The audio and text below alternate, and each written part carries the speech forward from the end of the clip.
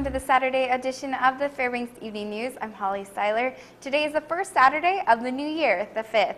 Leading our news tonight. Residents in coastal regions of Alaska and Canada were jolted from their beds during a magnitude 7.7 earthquake earlier this morning. The U.S. Geological Survey says the quake originated about 60 miles west of Craig, Alaska. A tsunami warning was briefly issued for areas within 700 miles of the origin, but was later canceled since the tsunami that was generated by the quake did not pose a threat. There have been no reports of damage or injury. Earlier today, the news center spoke with former Sitka Mayor Scott McAdams about the incident and where things currently stand. Tonight. It was a tense situation here right immediately following the earthquake. First of all, I spoke to a lot of people from around the community today, including elders who say that this is probably the strongest earthquake they've felt in years. For some, the strongest they've felt in memory. So certainly, folks were frightened. The evacuation center up at Sitka High School yesterday was packed. There was hundreds and hundreds of people there. And early on there was some moments where I think there was some fear in the environment, but people quickly got to where they needed to be, and things calmed down relatively fast. Here in Sitka, yes, and of course we're right on the Pacific Ocean, where the epicenter of the quake was about 170 miles south of us, out in the Gulf of Alaska. So I think for most people, tsunami was probably the larger concern. Several people were overcome by carbon monoxide fumes this evening at a Hamilton Acres residence. Fairbanks City Fire and Rescue, along with Steese volunteer fire personnel, were called to the residence at 71 Slater Drive just before 4:30 today. Details were still sketchy as of news time, and an investigation into the matter remains ongoing. What is known is that the entire apartment building was affected, and fire officials say the incident may be connected to a boiler problem. And of course, News Center 11 will have more on this story as information becomes available. A fast-moving fire destroyed a Gold Rush Estate mobile home earlier this week as people were in the midst of New Year's Eve celebrations. According to officials with the University of Alaska Fire Department, residents of space number 35 were returning from the UAF fireworks show at about 9:15 p.m. Monday evening when they saw smoke coming out of their home. They say the trailer was fully involved upon their arrival, and firefighters encountered flames when they opened the door. The home was destroyed before they were able to put out the fire. The department's fire marshal is investigating. Firefighters who responded determined the fire started in a laundry room, which also contained a furnace. United States Coast Guard and Kullik response team plan to conduct air operations and overflights of the Kullik oil rig grounded off of Sitka Lidak Island. Two CH-47 or Chinook model helicopters from Fort Wainwright have been sent out in an effort to aid in the air operations. The helicopters are from Bravo Company 152 with the 16th Combat Aviation Brigade and left this morning to touch down at Elmendor Air Force Base, making their way to the site. Once there is enough daylight, air operations will perform overflight deck assessments to determine current conditions at the Kullik rig. Another scheduled overflight will evaluate wildlife in the vicinity. The news center spoke to the Kullik response team about the Fort Wainwright helicopters that left this morning. The Kullik response Unified Command made a request to the Department of Defense and basically asked for some assistance with a couple of their helicopters. And they're going to be using or doing sling loading, the sling loading equipment for the response. At this point, there's about 18 aircraft that are supporting the Kullik response. And, this is just one of many options that, as far as when we're looking at different things that we can use and different resources, it's always good to just have every option on the table. More than 600 people are working on the Kullik's recovery. However, experts are saying that the oil drilling ship appears to be grounded. Moving the vessel during the winter conditions might be difficult and could take until spring for a safe recovery. If federal prosecutors have their say, the leader of the 241 militia will be in jail until his mid-60s. Prosecutors are recommending a 35-year sentence for Schaefer Cox, who was convicted in June of conspiring to collect weapons and plotting to kill law enforcement officials. A judge is scheduled to sentence Cox at a hearing in federal court on Tuesday. Cox's attorney says he is recommending only a 10-year prison term. The 28-year-old man, Lonnie Vernon, and Coleman Barney were all charged, but only Cox and Vernon were convicted of the most serious of federal charges. Jury selection began early Friday in Fairbanks Superior Court for a 56-year-old convicted sex offender from Fairbanks who's accused of sexually abusing young children in 2012. Arthur Augustine is charged with 2 counts of first-degree sexual abuse of a minor, as well as 2 counts of second-degree child sexual abuse. According to Alaska State Troopers, their investigation began when they received a report of possible abuse from the Office of Children's Services. Court records say both girls gave accounts stating Augustine touched them inappropriately and made them touch him when visiting his home on the weekends. Augustine was convicted of sexual abuse of a minor in the early 1980s. Opening arguments in his latest criminal case could begin as early as Monday morning, and if convicted, Augustine could spend the rest of his life in jail. When we come back, after receiving only 1 rejected proposal, the Alaska Department of Military and Veterans Affairs cancels its solicitation for emergency food supplies in the state. And Senator Mark Begich pushes a new claims processing pilot program at the Anchorage Veterans Administration Office. We'll have those stories and much more when we come back. Stay with us. Welcome back. The state of Alaska has canceled its solicitation for a contractor to stash stockpiles of emergency food supplies in the state. Alaska's Department of Military and Veterans Affairs says the state received just 1 proposal and it was rejected. In August, the department issued a request for proposals with the goal of having 2 storage sites ready and 1/3 of the food supply in place by the end of 2012. The idea was for Alaska to be better prepared in case of a major disaster, cutting off the state from supply lines. And it is something Governor Sean Parnell has promoted. The proposal sought a sufficient amount of food to feed 40,000 people for 7 days. Senator Mark Begich has expressed concern about the handling of veterans' claims at the Anchorage Veterans Administration's regional office and urged the VA to accelerate a new claims processing pilot program. His comments are in response to a VA inspection report showing the VA did not accurately process 18 of 38 claims that were evaluated.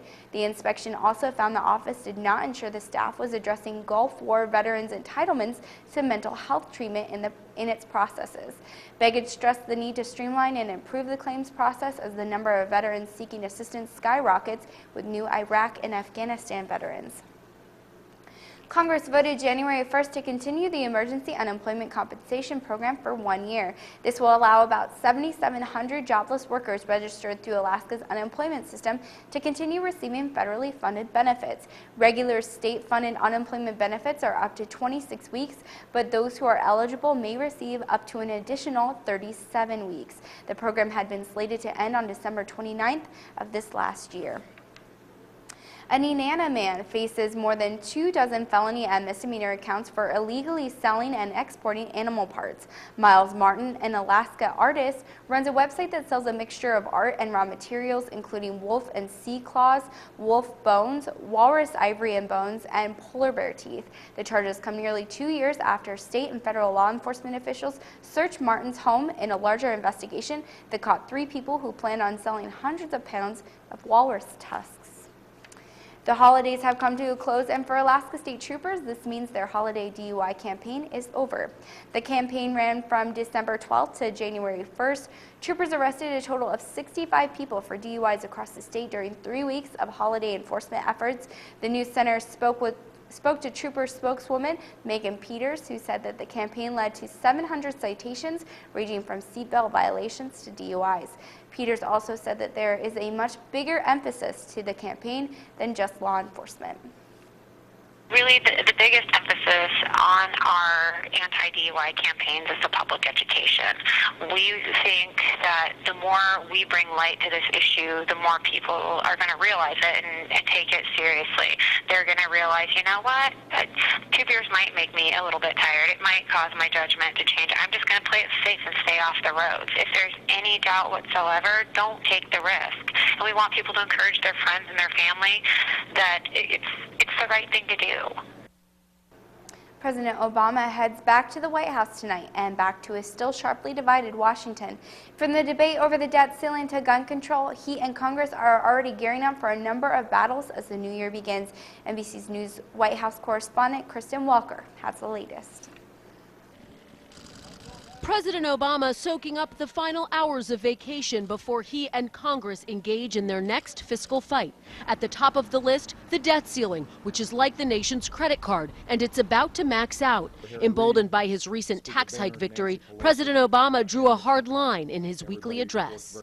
As I said earlier this week, one thing I will not compromise over is whether or not Congress should pay the tab for a bill they've already racked up. House Speaker John Boehner, who won re-election to the speakership this week, told his conference he plans to use the debt limit as leverage to cut spending. In the Republican address, Representative Dave Camp echoed Boehner. Our national debt is now over $16 trillion. We're crushing today's small businesses and the next generation of Americans under a mountain of debt.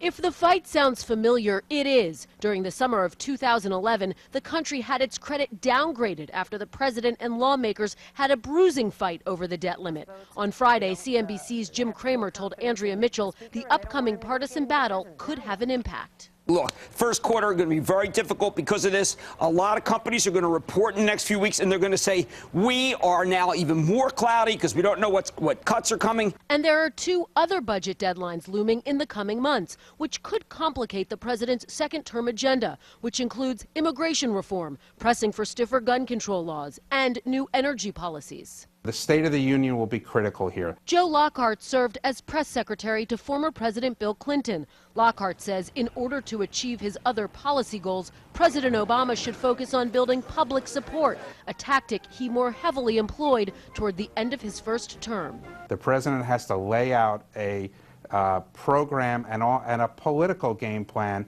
for how he's going to sell this, and then hit the road and go city to city, talk to Republicans, talk to Democrats, create an environment where it's very, very difficult for Republicans to oppose him. After a couple weeks off, our own Darrell Lewis has returned and is anxiously waiting in the wings with your sports report. Mr. Lewis, with all of that in just a few moments. Stay tuned.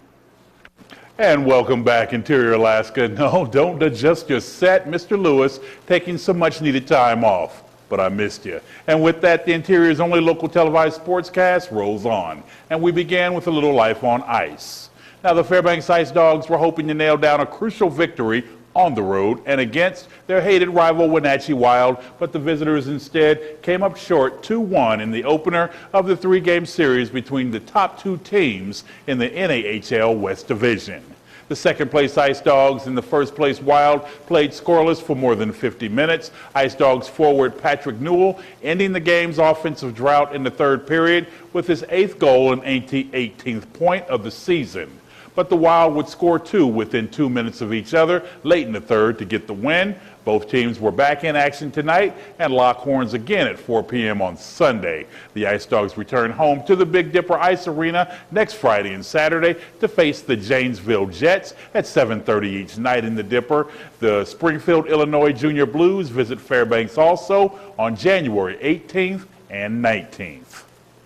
Lance Armstrong, the American cyclist at the center of the biggest doping scandal in the sport's history, may admit he used performance-enhancing drugs during his career. The New York Times reported Saturday in their edition, citing unidentified sources. Now, such an admission would be a stunning reversal for Armstrong, who has repeatedly denied doping for years. The Times reported the 41-year-old Armstrong has told associates and anti-doping officials he may make the admission in hopes of persuading anti-doping officials to allow him to resume competition in athletic events that adhere to the World Anti-Doping Code, under which Armstrong is currently subject to a lifetime ban.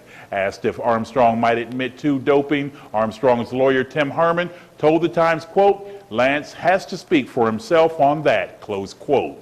The newspaper, citing an unidentified person briefed on the situation, said Armstrong has been in discussions with the United States Anti-Doping Agency and met with Travis Tigert, the agency's chief executive. Now, also, as we've reported in an October 10th report from the USADA, cited Armstrong's involvement in what it characterized as the, quote, most sophisticated, professionalized, and successful doping program the sport has ever seen, involving human growth hormone, blood transfusions, and other doping. Less than 2 weeks after that report, Armstrong's 7 Tour de France victories were nullified, and he was banned from cycling for life after the International Cycling Union ratified the U.S. ADA sanctions against him. And finally, and sadly, a sign of our times, 3 teenagers have been charged in the death of a man who was shot and robbed for his new Air Jordan shoes last month in Houston, Texas. 18-year-old Neil Bland, 19-year-old Anthony Quinn Wade, and 19-year-old Keegan Arrington have all been charged with capital murder. Harris County Sheriff's deputies said 2 men had just returned from a shopping mall with new Air Jordan Retro 11 breads on December 21st when they were approached by suspects in a green car who demanded the sneakers. One of the victims jumped out of the car and escaped to safety. The other victim, 22-year-old Joshua Wood, got behind the steering wheel and drove off. But the suspects fired at his vehicle, hitting him in the head, investigators said. Wood then crashed his car into the side of a house and severed a gas line. He was rushed to a hospital where he later died. Anthony Quinn Wade, the 3rd teen that was charged, remained in a Harris County jail on Tuesday. The other 2 teens, Bland and Arrington, were due in court on Wednesday to have attorneys assigned. Just not worth it. Now, much closer to home, the Mount McKinley Bank Holiday Basketball Tournament wraps up this evening, as does the John Tobin Wrestling Tournament out at North Pole High School. Alaska Nanook men try to get another one on the road tonight after a big win at Central Washington. They're in Nampa, Idaho, taking on former Hutchinson High School standout Kevin Rima and the Crusaders from Northwest Nazarene, while the Lady Nanooks look to rebound from Thursday's loss to Simon Frazier. Tonight, the Lady Vikings of Western Washington invaded Patty Center. Boy, I tell you, I've been off. I'm just getting all tongue-tied here. Now, my man Joe Cook has all of that and more on Monday, but for now, keep it locked right here because Holly's coming back with your weather. She's next, and we'll see you. What's up? We're back. We're back, huh? Yeah. And I know you guys missed us. 2 weeks. Because we missed you. Yeah, I'm telling you, man. Yeah. And you can tell, too, because we're a little bit tongue-tied and all this. I but know. we still get this thing done. Thanks for bearing with us. Most definitely. Well, I tell you what, I've been on the Atlantic Ocean. I've been down in the South. I've been out in the Rockies and all over, and the temperature's been, 80s here, 40s here, 60s here, and all of that. And all since we've been gone, it improved around here. It's been warm, but I'm glad that it's staying warm. That's the most important part. Yeah. So what's up for? We're going to get into that right now. Here's our almanac for January 5th. It shows a normal high of 1 degree and a normal low of 16 below. The record high was set in 1960 at 33 degrees, and the record low was set in 1975 at almost 60 degrees below zero. The sun rose this morning at 10:47 a.m. and set a short time after at 3:06 p.m. It gave us 4 hours and 18 minutes of daylight, a 4-minute gain since yesterday. I haven't gotten to say that yet. Gain. Here's our weather around our fine state today. Fort Yukon is partly cloudy. Barrow is seeing continued blowing snow. Nome is experiencing some light snow. Fairbanks and Denali Park are clear. It's overcast in Juneau today. There's some light rain in Ketchikan. Bethel is overcast as well. Scattered clouds are moving over Cold Bay. Anchorage is mostly cloudy, and Kodiak will see a little mix of rain and snow today. Now onto the lower 48. We'll start in Seattle, where I was last week, and I gotta admit, it was a little chilly. They are presently seeing 40-degree weather with scattered clouds. Las Vegas is mostly clear today with highs in the low 50s. Sorry, we're gonna go back. There we go. It's partly cloudy in Denver with highs in the high 30s. Chicago is overcast tonight with highs in the high 30s as well. Partly cloudy skies are expected in Atlanta with highs in the low 50s. Miami is seeing scattered clouds today with highs in the low 80s. And lastly, New York is clear with highs in the mid 40s. Back in Alaska, tomorrow's forecast for up north is mostly cloudy skies in both Fort Yukon and Nome. Partly cloudy skies for Barrow. The interior has been getting some pretty normal but nice weather for January, and that is continuing with 10 degrees for our high tomorrow. Healy will see partly cloudy skies with a little nicer high of almost 30 degrees. Juneau is calling for snowfall tomorrow with highs in the 30s, and Ketchikan will see rain with a high in the 40s. Snow is abundant in southwest Alaska. There's a chance of it in Bethel, but Kodiak and Cold Bay will both see it. highs in the 30s. And the snowfall continues in south central Alaska. There's a chance of snow in Anchorage, while Homer and Valdez will definitely see it, highs in the 30s for all. But there's no snow for us, not tonight at least. We'll see mostly cloudy skies and light wind, an overnight low of 6 below. And tomorrow we will see continued mostly cloudy skies with a 10-degree high. Overnight lows for Sunday will be around 8 below.